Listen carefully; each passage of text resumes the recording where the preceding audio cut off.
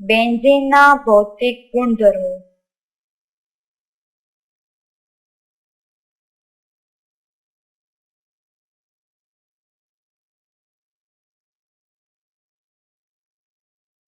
પહેલું છે તે બિનધ્રુવીય એરોમેટિક હાઇડ્રોકાર્બન છે. બિનધ્રુવીય એરોમેટિક હાઇડ્રોકાર્બન છે.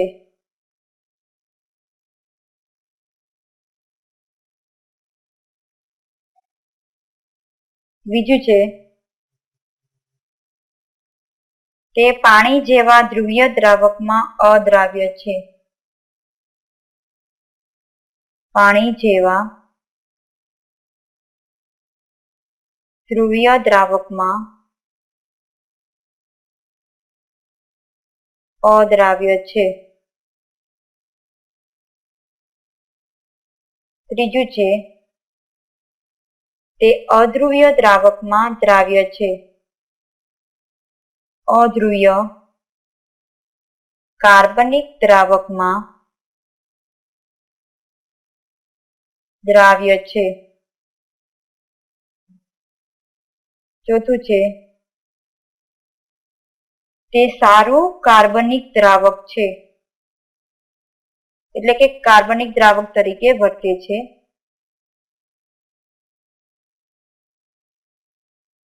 જેવી રીતે પાણી અકાર્બનિક દ્રાવક છે તે રીતે બેન્ઝીન પણ સારું કાર્બનિક દ્રાવક છે. હવે તે એરોમેટિક હોવાથી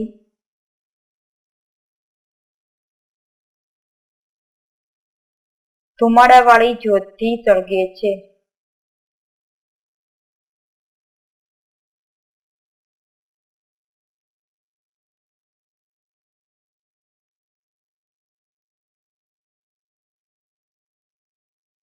ઉત્કલન બિંદુ. તેનો ઉત્કલન બિંદુ 353 કેલ્વિન છે, એટલે કે 80 ડિગ્રી સેલ્સિયસ છે. હવે આપણે જોઈએ બેન્ઝીનના રાસાયણિક ગુણધર્મો.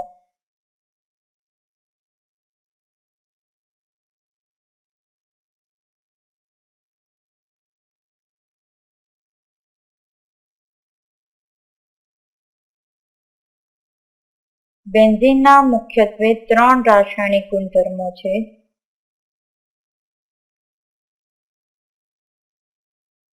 આપણે જોઈશું 3. એમાં પહેલું જોઈશું ઇલેક્ટ્રોન અનુરાગી વિસ્થાપન પ્રક્રિયાઓ.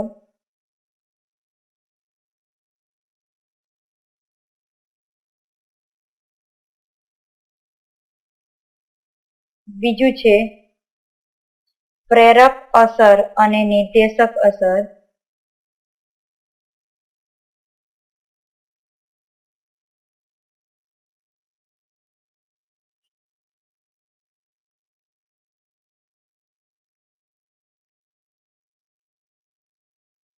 અને ત્રીજું છે ક્રિયાશીલ સમૂહમાં થતી પ્રક્રિયાઓ.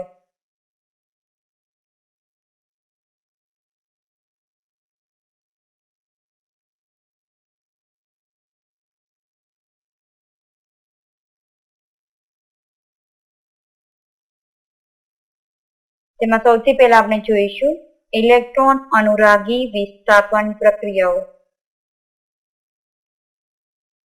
ઇલેક્ટ્રોન અનુરાગી વિસ્થાપન પ્રક્રિયાઓ.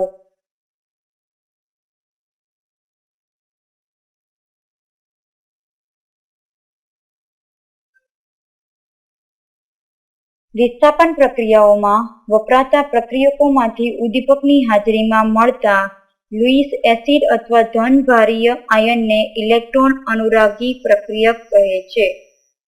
ઇલેક્ટ્રોન અનુરાગી પ્રક્રિયક.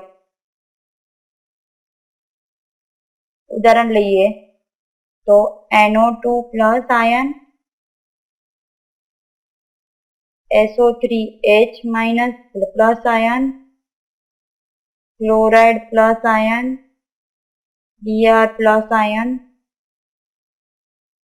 CH3 પ્લસ આયન, CH3CO પ્લસ આયન, NO2 પ્લસ આયન નાઇટ્રેશન માટે, સલ્ફોનેશન માટે, ક્લોરિનેશન, બ્રોમિનેશન, આલ્કાઇલેશન માટે અને એસાઇલેશન માટે અનુક્રમે વપરાય છે. તો સૌથી પહેલા આપણે એક પછી એક જોઈએ.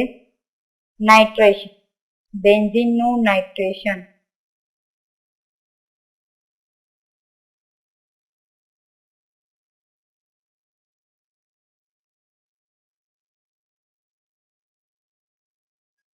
તો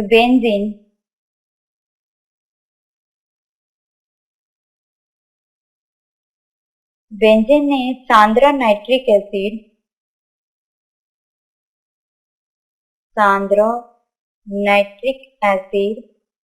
અને સાંદ્ર સલ્ફ્યુરિક એસિડના મિશ્રણ સાથે 323 થી 333 કેલ્વિન તાપમાને ગરમ કરવાથી બેન્ઝીનના હાઇડ્રોજનનું વિસ્થાપન થઈ નાઇટ્રોબેન્ઝીન મળે છે.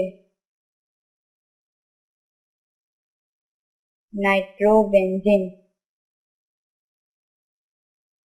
અને પાણી છૂટું પડે છે. અહીં બેન્ઝીનના કાર્બન પર અહીંયા આપણે જોઈએ કે આ રીતે હાઇડ્રોજન આવેલો હશે.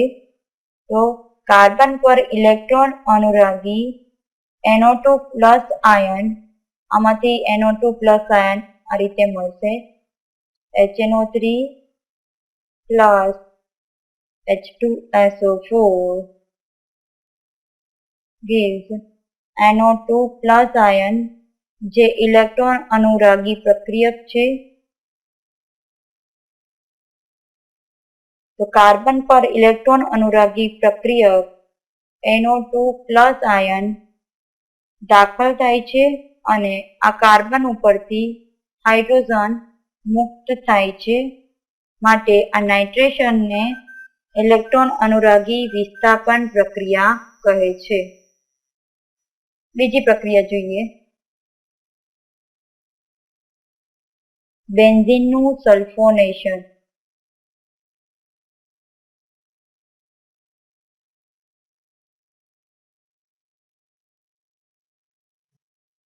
તો બેન્ઝીનની ધૂમાનમાય H2SO4 એટલે કે સાંદ્ર H2SO4 પ્લસ SO2 નું મિશ્રણ, અથવા તો ઓલિયમ કહી શકીએ આપણે, H2S2O7 અથવા તો ના મિશ્રણને 353 કેલ્વિન તાપમાને ગરમ કરવાથી બેન્ઝીન સલ્ફોનિક એસિડ મળે છે. અને આપણે કહીશું બેન્ઝીન સલ્ફોનિક એસિડ. અને પાણી પણ મળે છે. અહીં બેન્ઝીનના કાર્બન પરનો ઇલેક્ટ્રોન અનુરાગી પ્રક્રિયક SO3H પ્લસ દાખલ થાય છે અને તે કાર્બન ઉપરથી હાઇડ્રોજન મુક્ત થાય છે. આથી આ સલ્ફોનેશનને ઇલેક્ટ્રોન અનુરાગી વિસ્થાપન પ્રક્રિયા કહે છે. ત્રીજી પ્રક્રિયા જોઈએ. બેન્ઝીનનું હેલોજિનેશન.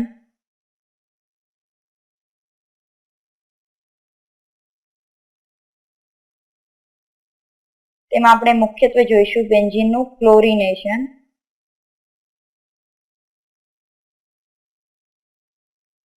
તો બેન્ઝીનની ક્લોરીન સાથે નિર્જળ FeCl3 ની ઉદ્દીપકની હાજરીમાં 303 થી 313 કેલ્વિન તાપમાને પ્રક્રિયા કરવાથી ક્લોરોબેન્ઝીન મળે છે. અને HCl મળે છે. ક્લોરોબેન્ઝીન. અહીં Cl2 plus FeCl3 gives Cl plus FeCl4 minus. અહીં બેન્ઝીનમાં જે કાર્બન પર ઇલેક્ટ્રોન પ્રક્રિયક Cl પ્લસ દાખલ થાય છે તે જ કાર્બન પરથી H પ્લસ આયન મુક્ત થાય છે. માટે આ ક્લોરિનેશનને ઇલેક્ટ્રોન અનુરાગી વિસ્થાપન પ્રક્રિયા કહે છે. ચોથી પ્રક્રિયા જોઈએ. બેન્ઝીનનું ફ્રીડલ ક્રાફ્ટ એસાઇલેશન. બેન્ઝીનનું ફ્રીડલ ક્રાફ્ટ આલ્કાઇલેશન.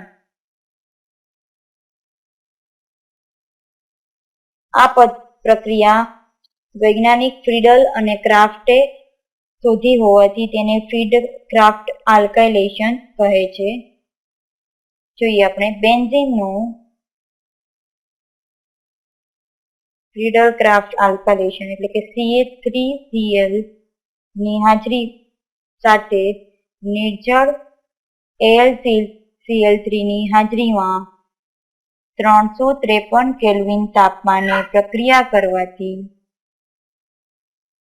તેને અનુરૂપ ટોલ્યુઇન મળે છે અને HCl મળે છે.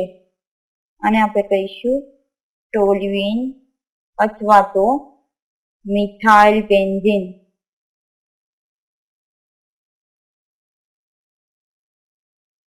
અહીં આપણે જોઈએ કે મિથાઇલ આયન CH3Cl plus AlCl3 gives CH3 plus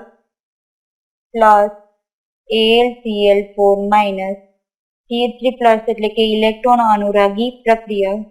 બેન્ઝીનના જે કાર્બન પર ઇલેક્ટ્રોન અનુરાગી પ્રક્રિયક CH3 plus દાખલ થાય છે તે કાર્બન પરથી હાઇડ્રોજન મુક્ત થાય છે. માટે આ પ્રક્રિયાને ઇલેક્ટ્રોન અનુરાગી વિસ્થાપન પ્રક્રિયા કહે છે. આનું આપણે બીજું ઉદાહરણ લઈએ તો ધારો કે બેન્ઝીન આગળ આપણે મિથાઇલ ક્લોરાઇડ સાથે પ્રક્રિયા કરીએ. હવે આપણે ઇથાઇલ ક્લોરાઇડ સાથે પ્રક્રિયા કરીશું. નિર્જળ AlCl3 353 કેલ્વિન તાપમાન. તો આપણને બેન્ઝીન ઉપર CH2CH3 એટલે કે ઇથાઇલ બેન્ઝીન મળે છે પ્લસ HCl. હવે આપણે પાંચમી પ્રક્રિયા જોઈએ. બેન્ઝીનનું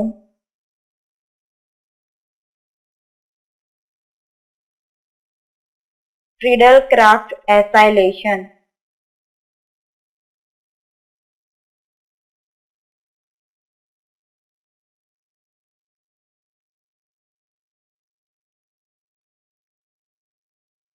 તો જોઈએ આપણે બેન્ઝીન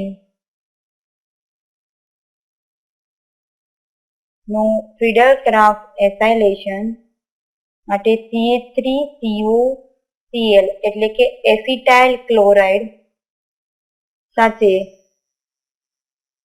નિર્જળ AlCl3 ઉદ્દીપકની હાજરીમાં 353 કેલ્વિન તાપમાને પ્રક્રિયા કરવાથી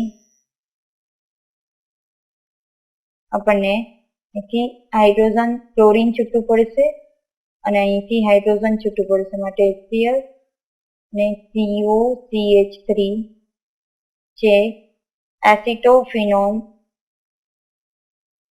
તરીકે ઓળખાય છે તે મળે છે.